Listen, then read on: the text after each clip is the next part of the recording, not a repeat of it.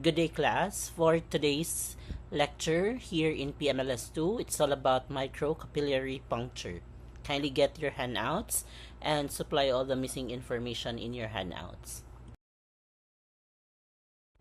At the end of this lecture video discussion, you'll be able to describe the composition of capillary specimens.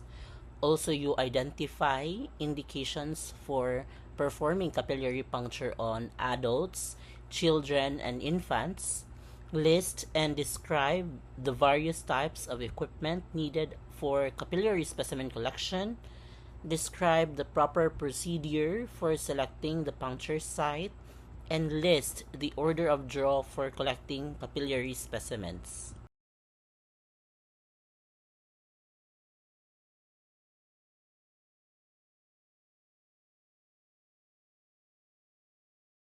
Okay, so let's describe first what is a microcapillary puncture. Now, by the name itself, it is done by puncturing or making an incision where in the capillary bed in the dermal layer of the skin with the use of a lancet, other sharp device, or laser. Okay? Now, you've learned from the circulatory system lecture, okay, that there are 3 blood vessels in the circulatory system. And what are these 3 blood vessels? These are the veins, the arteries, and the capillaries. Okay? Now, which one is considered as the smallest and the thinnest among them? They are the capillaries. Okay? Now, what is the function of a capillary? It connects the arteries and the veins. Okay? Now, what is the event happening in the capillaries? Capillaries are where there is an exchange of gases and nutrients takes place. Okay?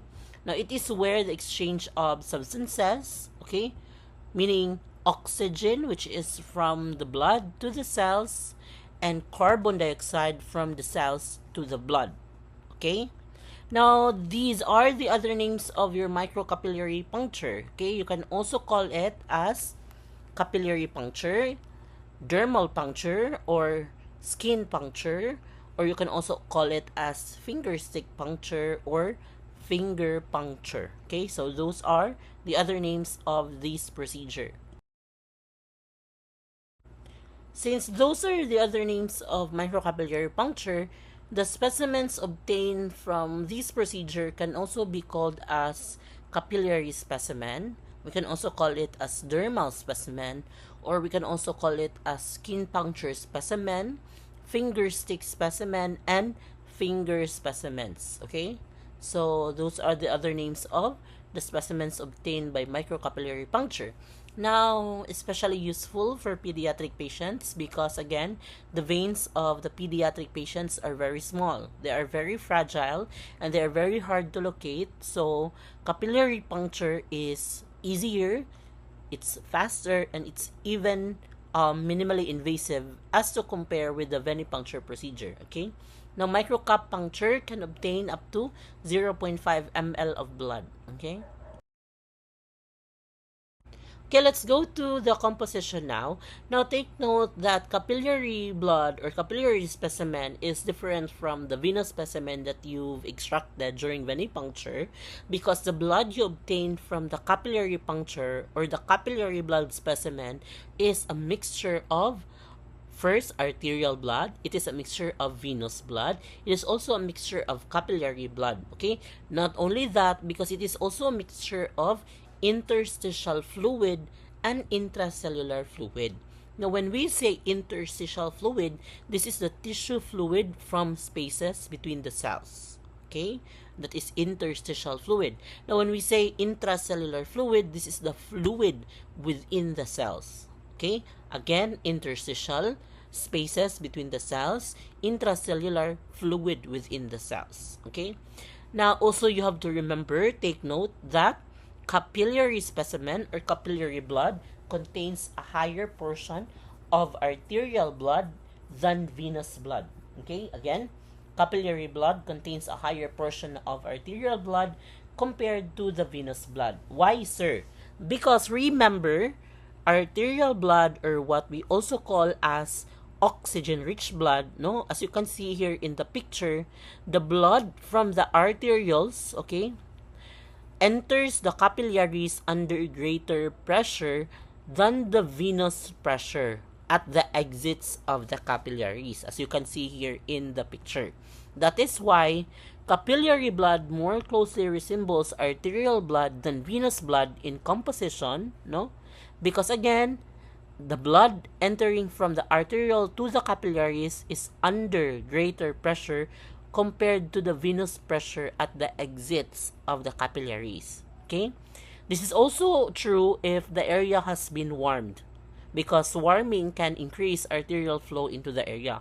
And I will explain that further later. Okay? Now, since I've said that the composition of capillary blood differs from that of venous blood, reference values or normal values may also differ, no? I'll give you a good example.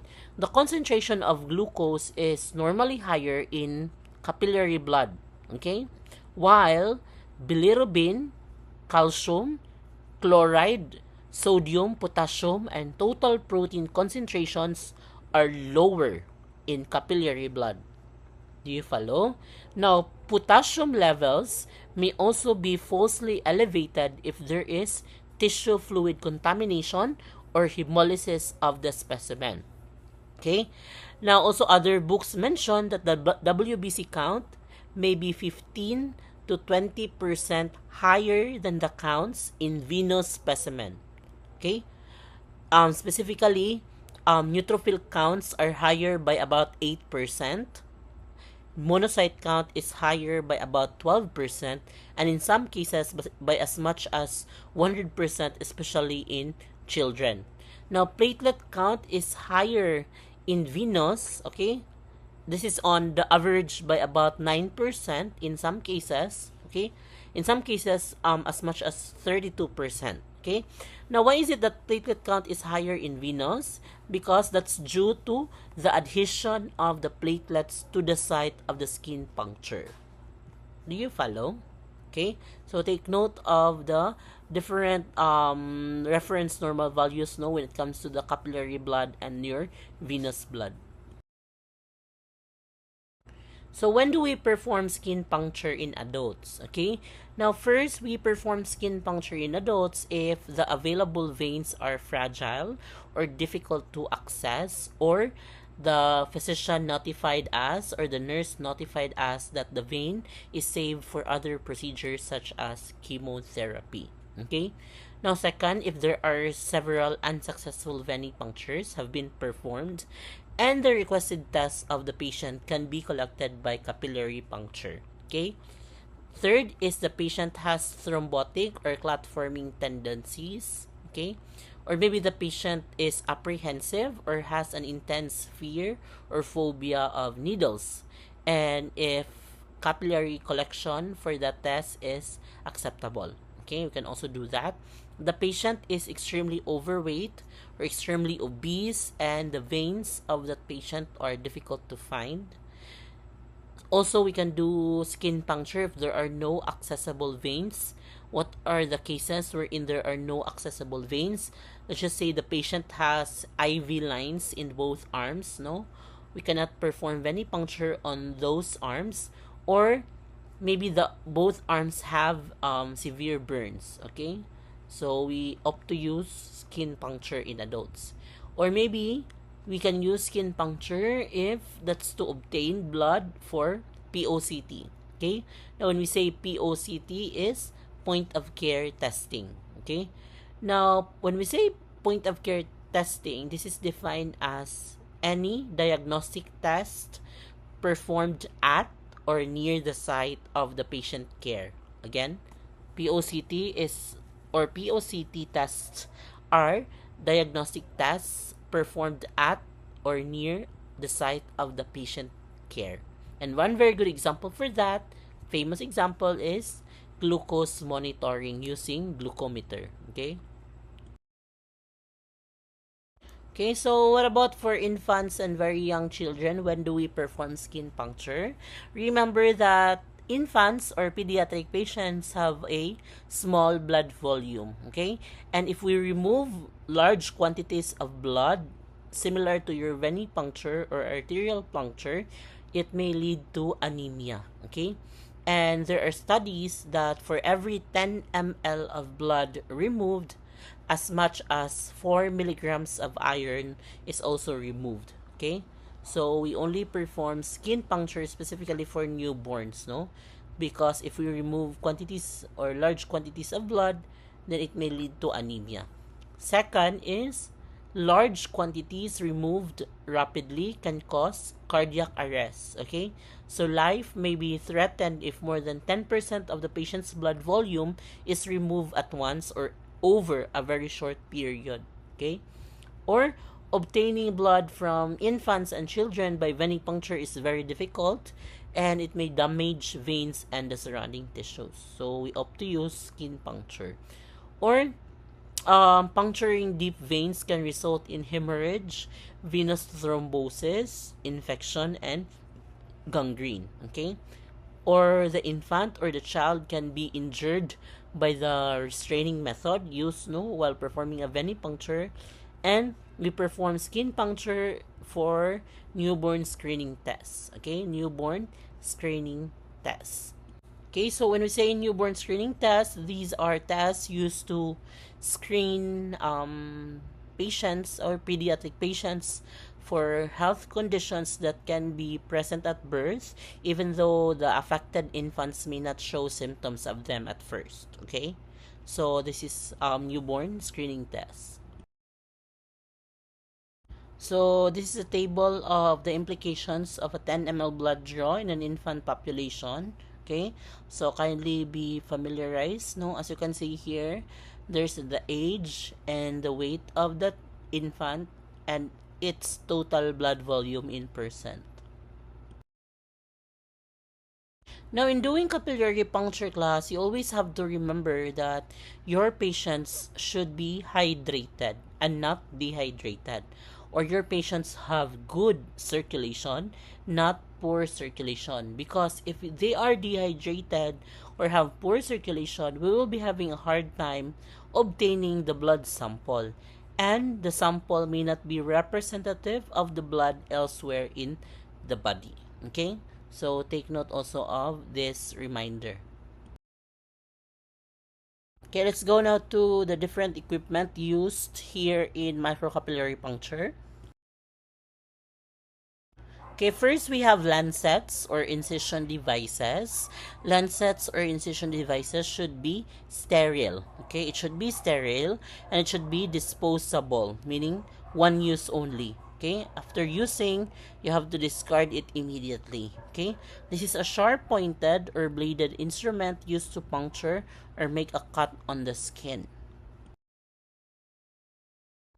Okay, now this is a picture of the different models of the lancets. Now, what we commonly use, the most famous, is the universal lancet. Okay, what we routinely use here in the laboratory. Okay, now OSHA, they require lancet safety feature. Okay, which is a permanently retractable blade or needle point to reduce the risk of accidental sharps injury. Okay. Okay, also another picture here from the book of the several types of finger puncture lancets, okay, from the different manufacturers. Also, for heel puncture lancets, okay. Now, take note now that the color for toddler is pink. For newborn, it's pink or blue. And for preemie, white, okay. And the micro preemie is blue, okay. Another equipment is laser lancet, okay. Now, it perforates the skin with the use of a laser instead of the sharp instrument, okay. Now, the laser will vaporize water in the skin and will create a small hole in the capillary bed without cauterizing delicate capillaries. Now we have here a picture of the laser lancet. We have the Lancet Cell Robotics, Isotech laser ductor. Okay, now this is actually used for adults and children 5 years of age and older.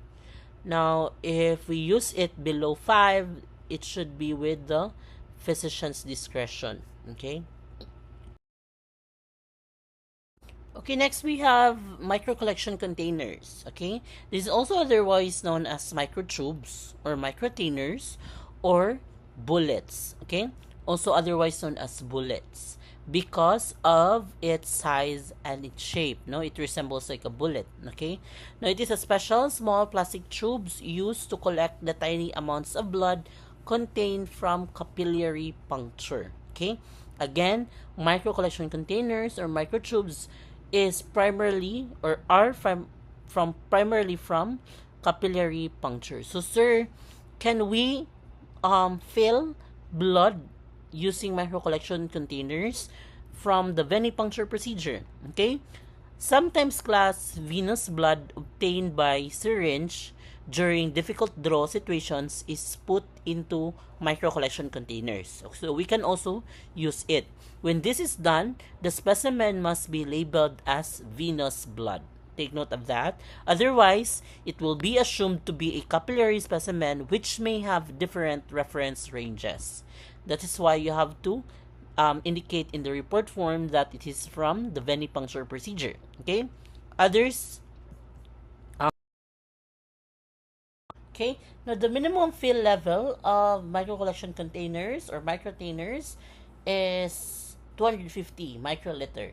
The maximum fill level is 500 microliters. Okay, graduations can either be ml or microliters depending on the manufacturer. So you also have to check of the graduations. So this is a picture of the different examples of microcollection containers. Okay. Now, others now have an attached or removable scoop or funnel device. As you can see there in picture B, they have an attached or removable scoop or funnel device to assist with the blood collection. Okay. Next, we have microhematocrit tubes or otherwise known as capillary tube or capillets. Okay.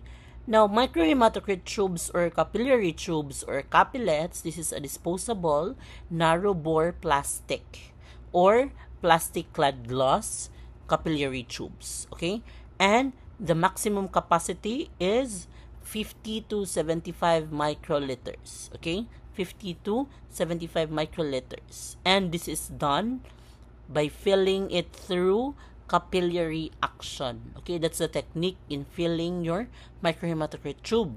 Capillary action.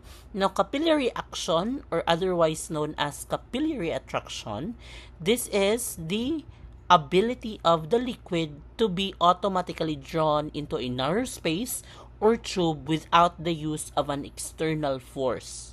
Again, when we say capillary action, or otherwise known as capillary attraction, this is the ability of the liquid to be automatically drawn into a narrow space or tube without the use of an external force. When we say external force, no, such as gravity. Okay? Now, microhematocrit tubes or capillets, they are used primarily for the test manual hematocrit, which is you will learn the test once you go in hematology. Okay, now the other name of manual hematocrit is also otherwise known as your packed cell volume. Okay, packed, PACKED, packed cell volume, PCV. Okay, now there are 3 bands, color of the bands present in the microhematocrit tube or capillary tube or capillets. We have first the red band tubes or the green band tubes. Okay, now the red band tubes or the green microhematocrit band tubes have heparin. Specifically, the tubes are coated with ammonium heparin. That's the anticoagulant present in the red band tube or the green band microhematocrit tube. Okay, are you following? Now, when do we use the red band tubes or the green band tubes or the anticoagulated tubes?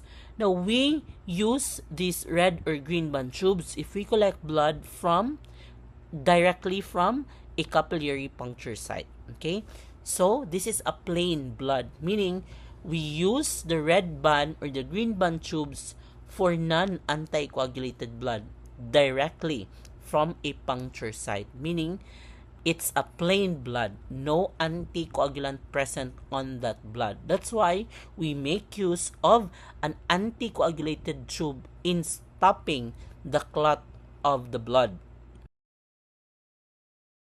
Another color of the band is a blue band tube, or another type or kind of microhematocrit tube is a blue band tube. Now, the blue band tubes are non-additive tubes, meaning they are the plain tubes, meaning there's no anticoagulant present in these tubes. Okay? Now, when do we use the blue band tubes? We use it if we fill blood from a lavender top tube, or we transfer blood from the EDTA tube. Okay? Take note of that. So, we make use of a non-additive tube in transferring an anticoagulated blood from the lavender top tube. Okay? Now, sir, what will happen if we used a red or green band microhematocrit tube from a lavender top tube or an EDTA tube? Okay, remember there's anticoagulant present in the red band microhematocrit tube, and there's also anticoagulant present from the lavender top tube. What would be the error or the effect of this procedure? That will cause over anticoagulation. Okay, using red band in transferring blood from the lavender top tube can cause over anticoagulation, and if there's over anticoagulation, that will cause red blood cell shrinkage. Okay, that will cause red blood cell shrinkage, and if there's red blood cell shrinkage, class, what will happen now to the hematocrit result of the patient? That will cause falsely low or falsely decreased hematocrit results. Okay, so I will give you a short overview of hematocrit. You will learn this in hematology, but hematocrit is a test in hematology wherein it refers to the percentage of the red blood cells in a given volume of blood. Okay, so we measure here the percentage of the red blood cells. So if there's over anticoagulation, meaning too much anticoagulant relative to the blood sample, it can significantly distort hematocrit results and the morphology of the red blood cell. Okay, so the excess anticoagulant, especially in EDTA, makes the plasma hypertonic. Okay, pulling water out now of the red blood cell, meaning the RBC will shrink now. It will crenate. Okay, because hematocrit measures the volume of packed RBCs, shrunken RBCs now will occupy less space. That's why the hematocrit will be or will appear falsely low or falsely decreased. Okay?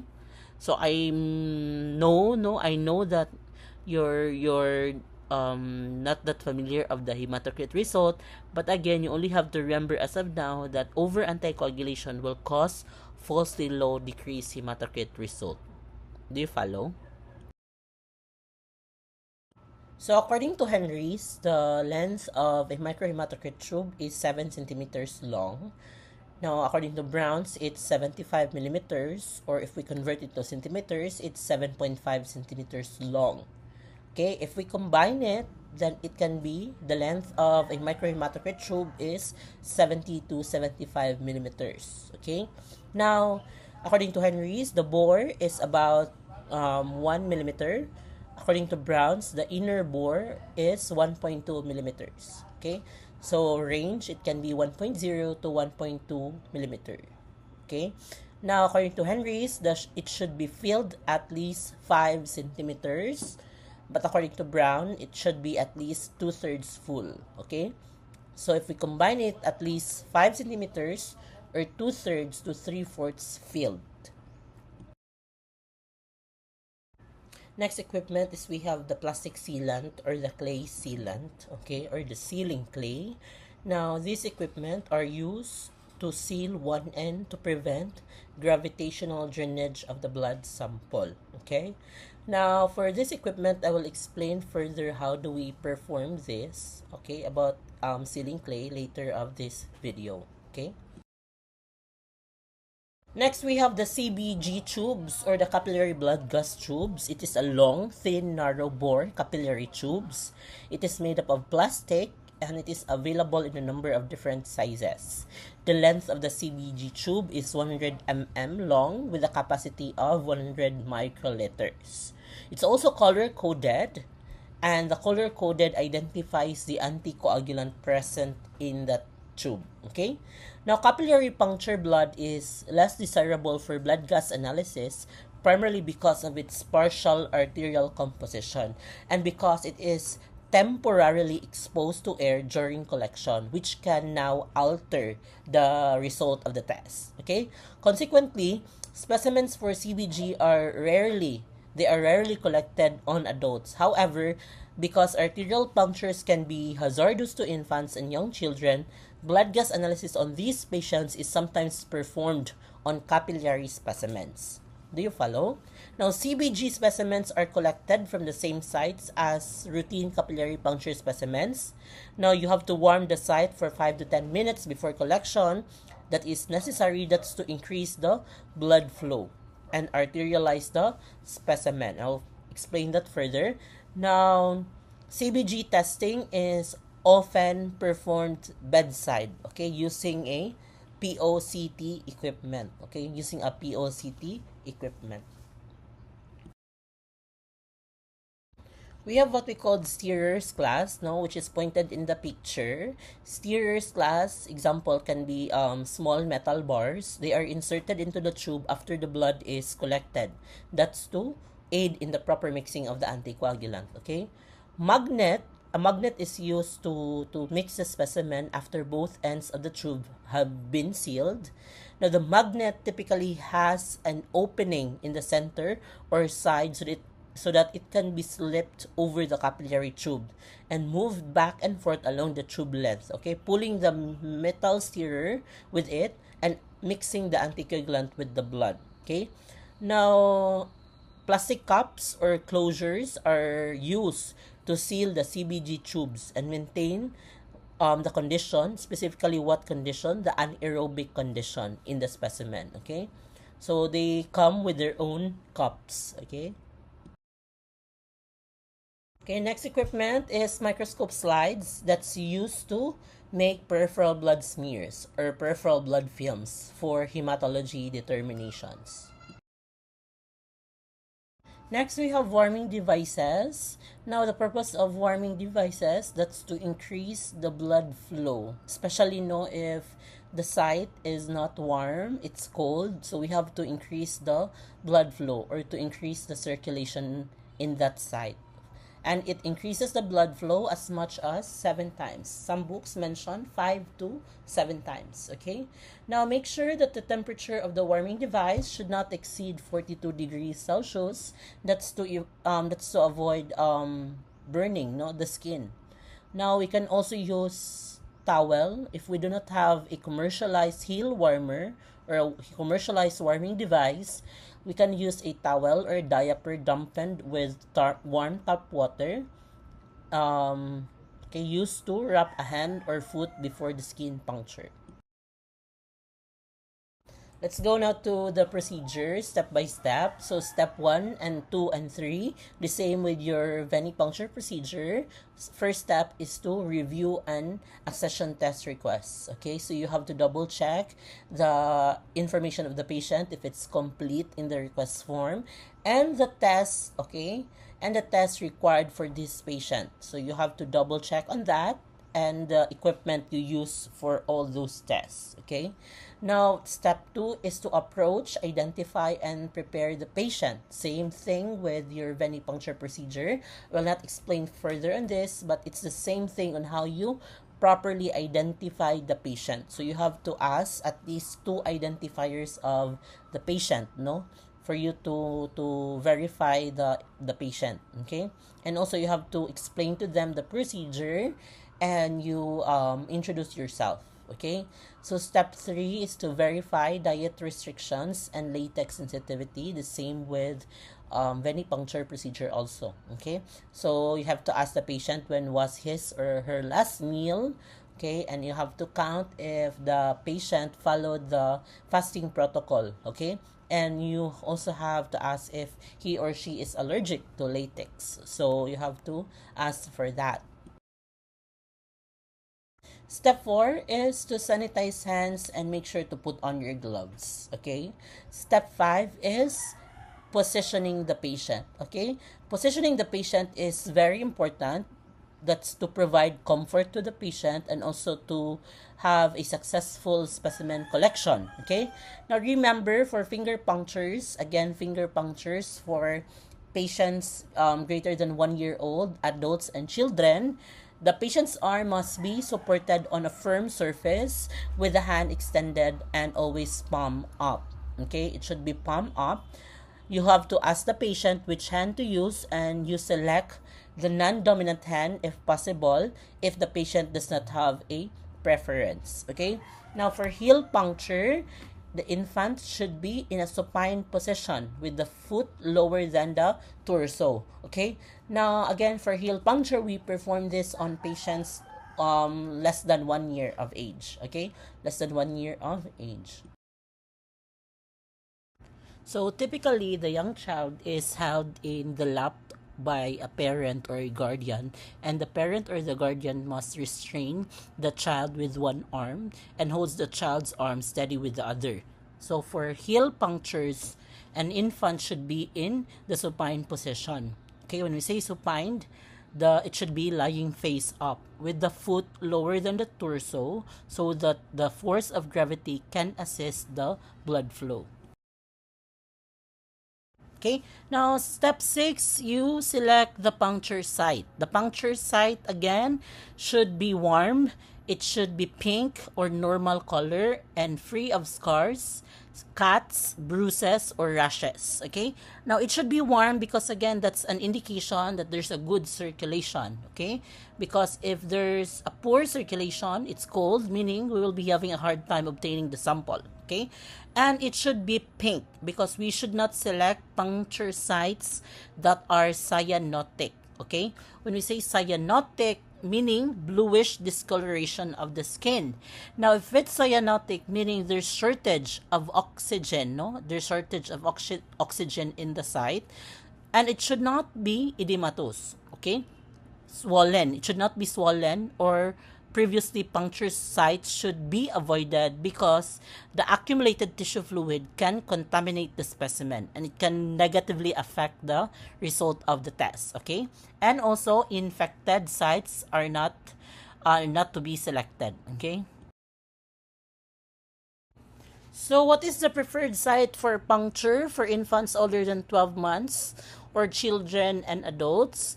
The preferred site for puncture is the palmar surface of the distal or end segment of the middle or ring finger of the non-dominant hand. Okay? That is the preferred site for puncture for adults and children older than 1 year of age. It's the palmar surface. Okay? Now, why is it the non-dominant hand, sir? The non-dominant hand because they are typically less calloused. Okay?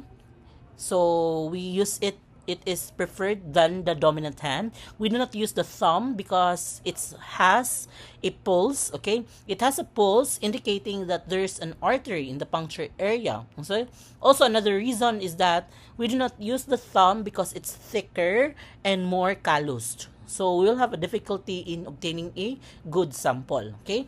Now, why are we not using the fifth finger or the pinky finger? Because the fifth finger or the pinky finger, the tissue between the skin surface and the bone is so thin, no? It is close to the bone, meaning it is more likely prone to bone injury. So that's why we avoid the fifth finger. Now, sir, can we use the index finger?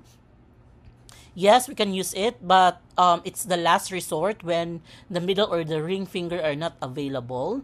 So we do not use, or it is the last resort, the index finger, because index finger is more calloused and it is harder to puncture, and we use more the index finger. So usually the patient may notice the pain longer after the puncture. So we have to take it as a last resort. Okay. So big toe can be used, and earlobe also as the last resort in adults. Okay. So later I will show you a picture and I'll explain more of this later. So as you can see here in the picture, this is the palmar surface of the distal or end segment of the middle or ring finger of the non-dominant hand. Also, you have the puncture at the central fleshy portion of the finger, slightly to the side of the center, and you should puncture perpendicular to the grooves in the whorls of the fingerprint. Okay? Now again, perpendicular to the grooves. Okay, as you can see here in the picture, no, perpendicular is this. Okay, one above, no, below, this is parallel. Okay, we should not puncture like this, the one below. Okay, that's parallel, class. Now what are whorls? Whorls, they are the spiral pattern of your fingerprints. Okay, these are the spiral pattern of your fingerprints. Now sir, why do we have to puncture perpendicular to the grooves in the whorls? Because when we puncture parallel to the groove, tendency, class, the blood will run down the finger rather than form a rounded drop of blood. Okay, now we have to puncture perpendicular to the grooves. That's to create a well-rounded blood. Okay, now sir, why do we have to make a well-rounded blood?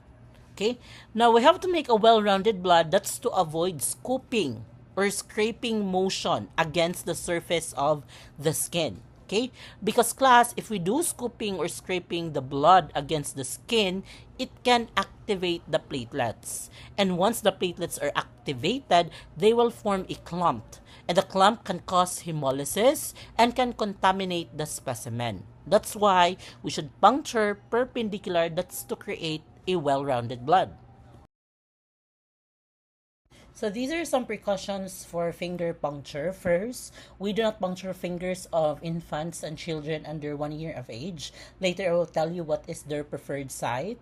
So we do not puncture fingers of infants less than 1 year of age because the amount of tissue between the skin surface and the bone is so small. So it's very prone to bone injury, no? It's very prone to infection and gangrene. Okay? Do not puncture fingers on the same side as a mastectomy without permission from the patient's physician.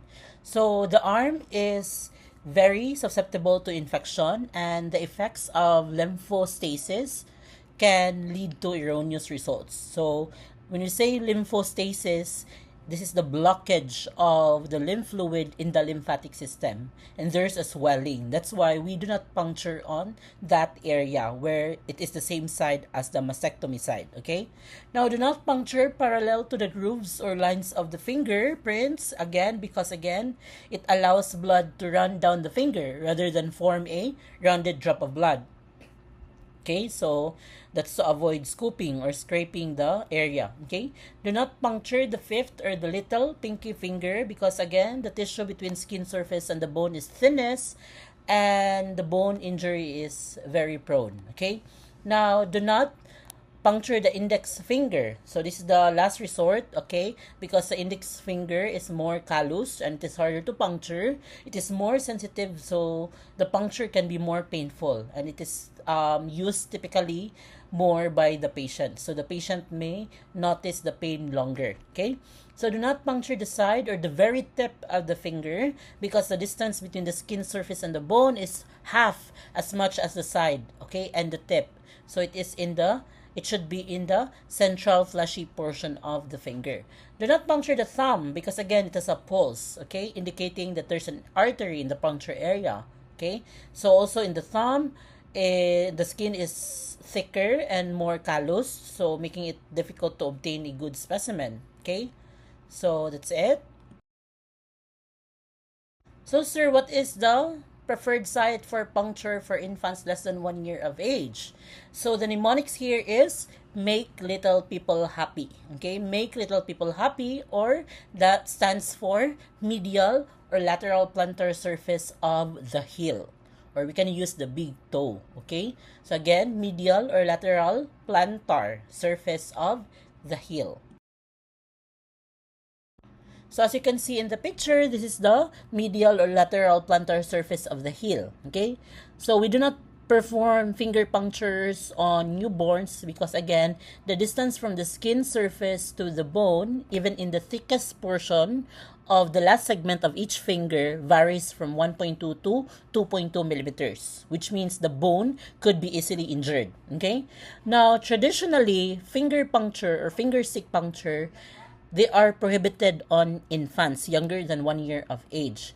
However, class, today, no, there are some manufacturers, they already develop lancets that penetrate 1 millimeter or less than, that are specifically designed for finger puncture on infants or newborns between 6 months and 1 year of age, provided that the the weight of the infant is more than 10 kilograms. Okay, that's it. That's the protocol, no, of the manufacturers. Now, most manufacturers of heel incision devices recommended puncturing the heel at a 90-degree angle to the length of the foot. Okay, so this will create a gap. Okay, so 90-degree angle. Now, how deep is our puncture? What's the recommended depth of the puncture? It should be 2.0 millimeters deep or less than 2.0 millimeters. Okay? Again, the recommended depth of the puncture should be 2.0 millimeters deep or less than. It should not be more than 2.0 millimeters. Okay? Because again, there are two complications if we puncture more than 2.0 millimeters. What are the two injuries or bone injuries or complications if we puncture more than 2.0 millimeters? It can cause painful osteomyelitis, okay? Osteomyelitis and osteochondritis, okay? Osteomyelitis, OSTOMYELITIS. Osteochondritis, OSTOCHONDRITIS. Now, osteomyelitis is the inflammation of the bone marrow and the adjacent bone. When we say osteochondritis, this is the inflammation of the bone and the cartilage due to infection. Okay? So, that's it. The two complications if we puncture more than 2 mm. Okay? Okay, these are some precautions for heel puncture. Do not puncture more than 2 millimeters. Again, because there are two complications, the osteomyelitis and osteochondritis. Okay? Do not puncture areas between the imaginary boundaries because the calcaneus may be as little as 2.4 millimeters deep in this area. Okay? Do not puncture bruised areas. Why? It can be painful, right? So also the impaired circulation or the byproducts of the healing process can negatively affect the specimen. Okay? Do not puncture in the arch and any other areas of the foot other than the heel. Okay? So arteries, nerves, tendons, and cartilage in these areas can be injured. Okay, so do not puncture in the arch. Do not puncture sites that are swollen because again of the tissue fluid contamination in the area. Okay, now do not puncture the posterior curvature of the heel because again the bone can be as little as 1 millimeters deep in this area. Okay, now do not puncture through previous puncture site. Again, do not puncture twice on the same site because again this can be painful and it can spread previously undetected infection. Okay, so in addition, if a previous site is inflamed or it has an undetected infection, a repeat puncture can cause reinfection. Okay, it can cause reinfection.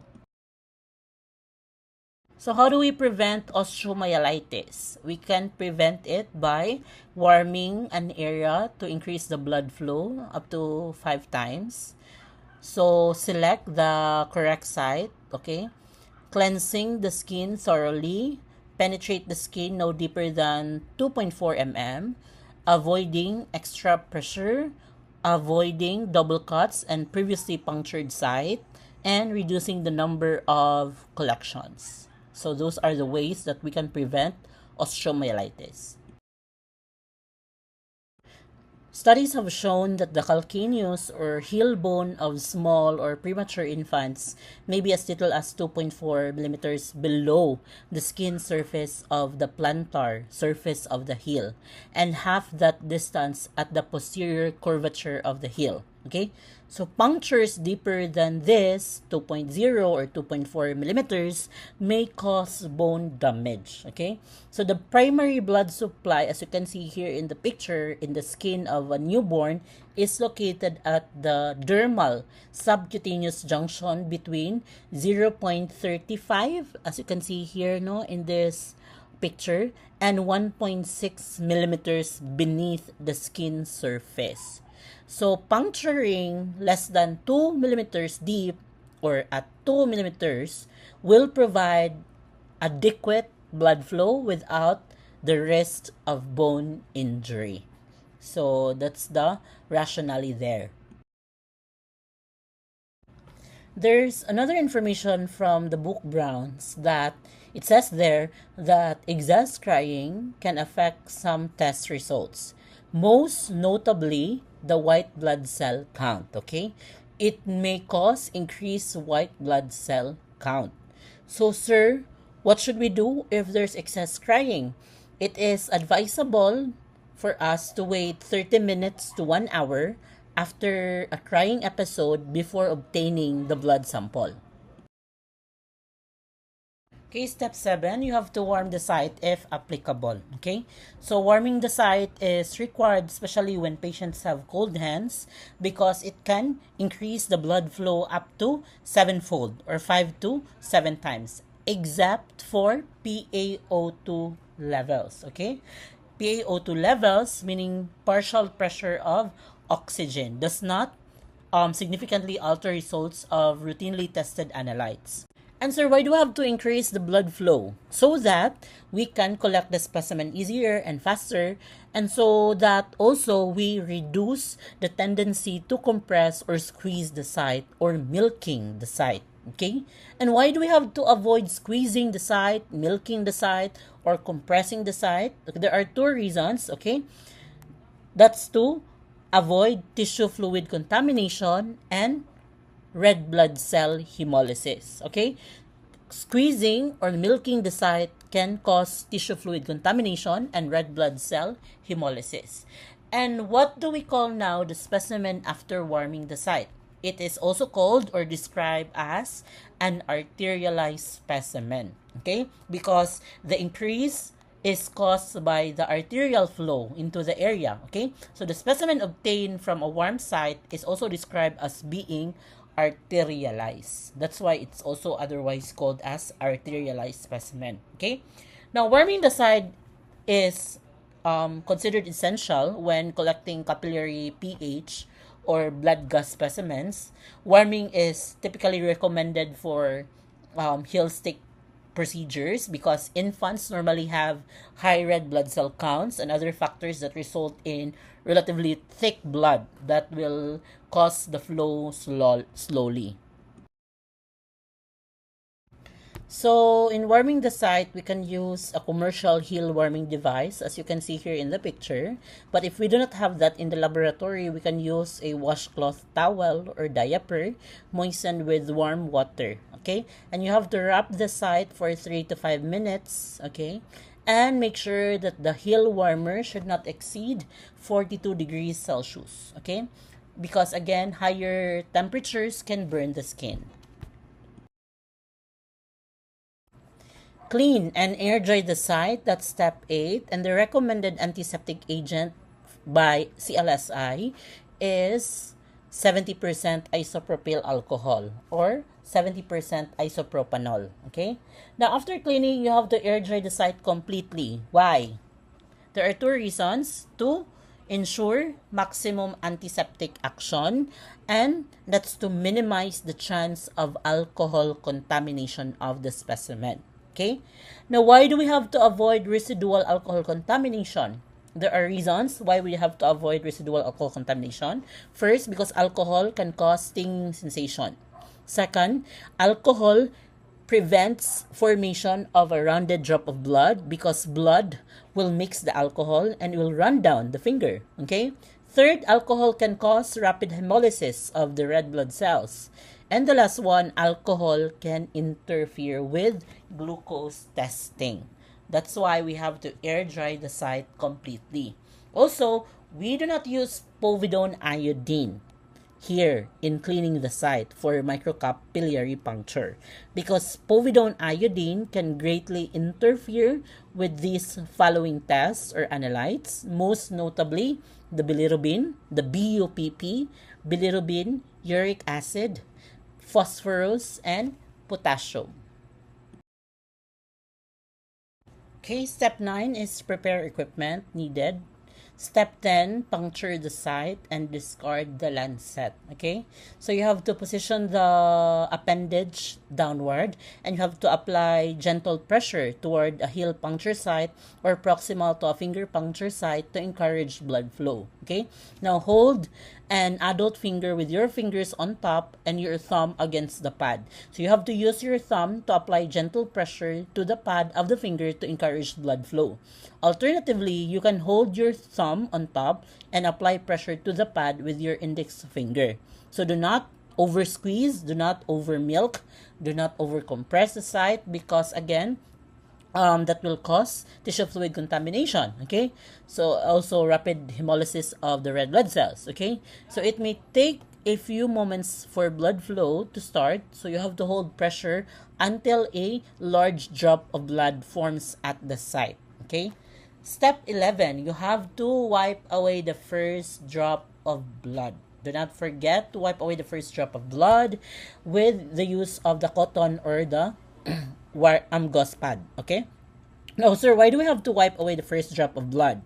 Because it is typically contaminated with excess tissue fluid.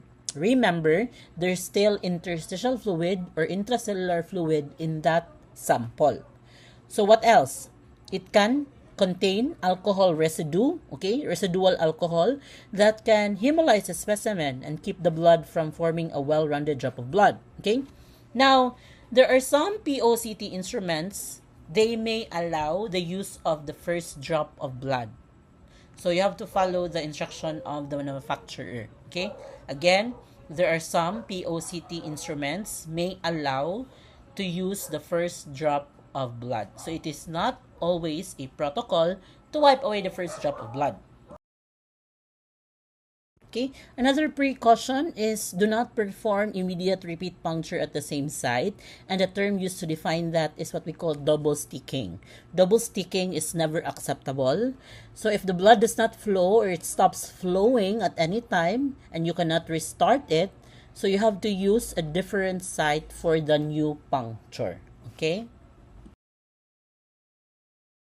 After wiping the first drop of blood, you continue to position the site downward to enhance blood flow and continue to apply gentle intermittent pressure until a second drop forms. Okay? So continue to apply intermittent pressure as needed. That's to assure the free flow of blood required for the accurate test result. Okay? Now, the order of draw class for collecting multiple specimens by capillary puncture is not the same as your venipuncture. Diba? For your venipuncture, it's stoplight red, stay put, green lights, go. But in here, no, it's a different order of draw for capillary punctures in filling your microtainers. Okay? Now, puncturing the skin releases what we call tissue thromboplastin. Okay?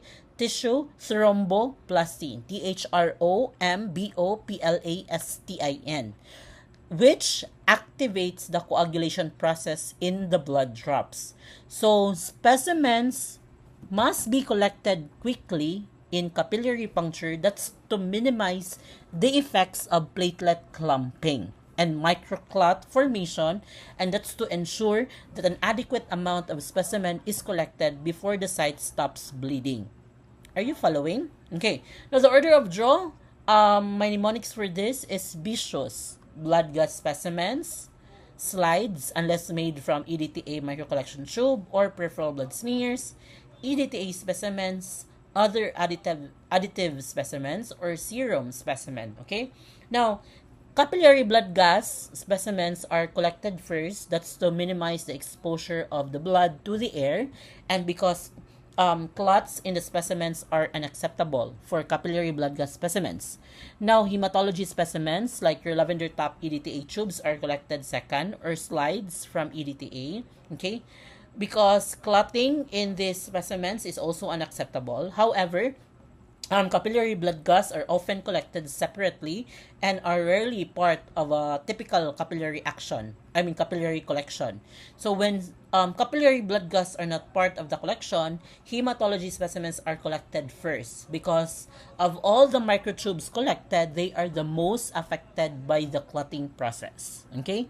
So other additive specimens are collected next because they can also be affected by clotting but not to the extent hematology specimens are affected. Okay, now serum specimens are collected last because they are supposed to clot. Okay, so specimens for newborn screening tests, they should be collected separately. Again, specimens for newborn screening tests, they should be collected separately. Okay, now you have to pay strict attention to the fill levels of the microtubes containing anticoagulants, okay?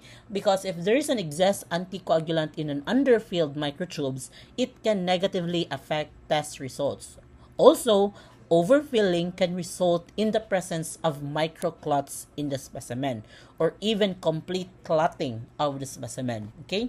So you have to perform inversions after filling the microtainers. You have to mix additive microtubes by gently inverting them 8 to 10 times per, or depends on the manufacturer's instructions, okay? But you can invert it 8 to 10 times.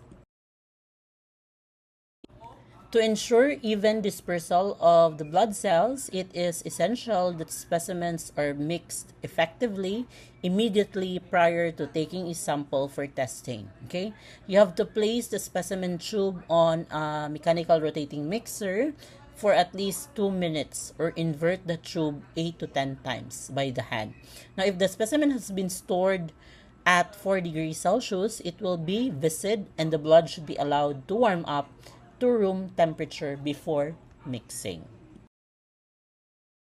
Okay, now in filling your microcapillary tubes or microhematocrit tubes or capillets, how do we position the site? It should be downward. That's to enhance blood flow. And you have to continue applying gentle, intermittent pressure. Okay, so do not over squeeze, do not over milk the site because again it can cause hemolysis and tissue fluid contamination. Okay, now in filling capillets or in filling capillary tubes, we use the end of the capillet without the colored band or the colored ring. We introduce first the blood at the end of the capillary tube without the colored band or ring, and we allow the capillary tube to be filled with blood.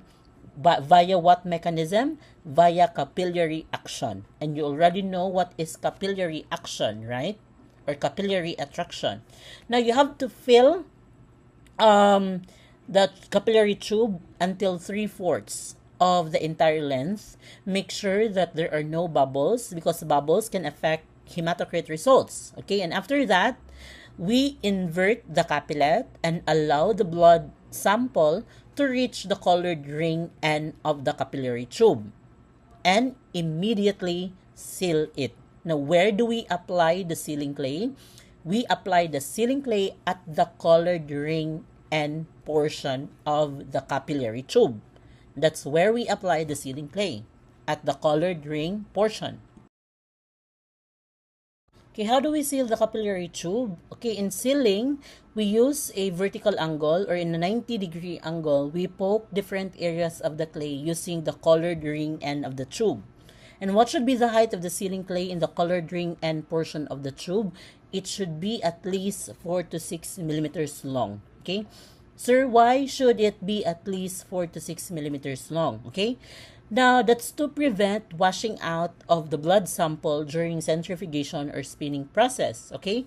Now, again, in a hematocrit test determination, after collection, we have to subject the sample in a centrifugation process or spinning process. And in a spinning process class, estimately, no? Estimate 2 mm long of that sealing clay will be washed out during centrifugation. That's why the remaining at least 2 millimeters, okay, will be the one to prevent it from washing out during centrifugation. Okay, do you follow? So as you can see here in the picture, this is the microhematocrit centrifuge. So when we centrifuge the sample in order to separate the components of the blood. Okay, that's to measure the packed red blood cell during hematocrit determination. Okay, now the numbers indicated on the sealant clay, it's for patient identification. Again, for hematocrit test, you have to fill 2 capillary tubes. Why do you have to collect 2 for one patient?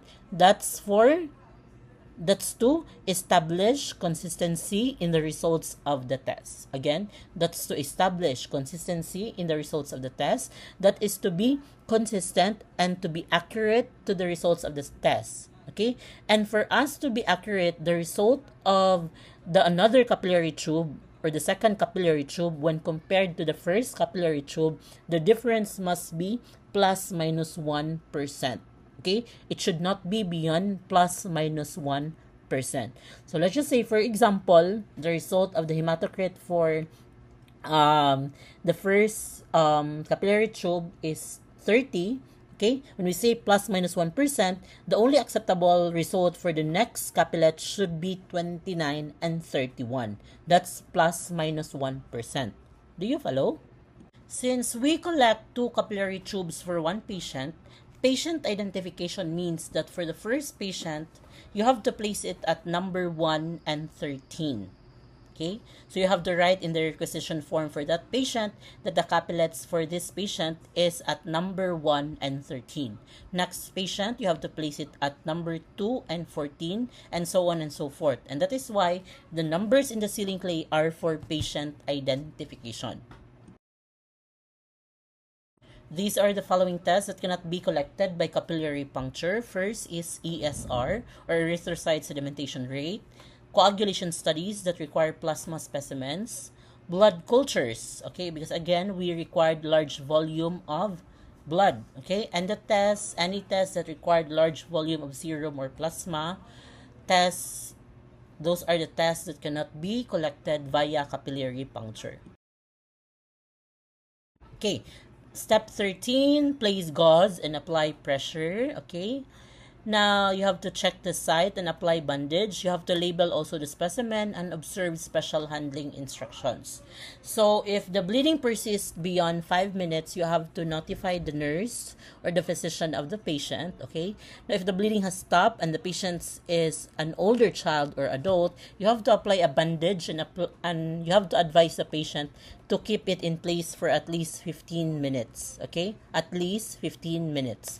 Do not apply bandage to infants and children for under 2 years of age because they pose a choking hazard. So, if we use bandage adhesives, it can stick also to the skin of the newborns and tear it when the bandage is removed. That's why we do not place bandage adhesive also. Okay?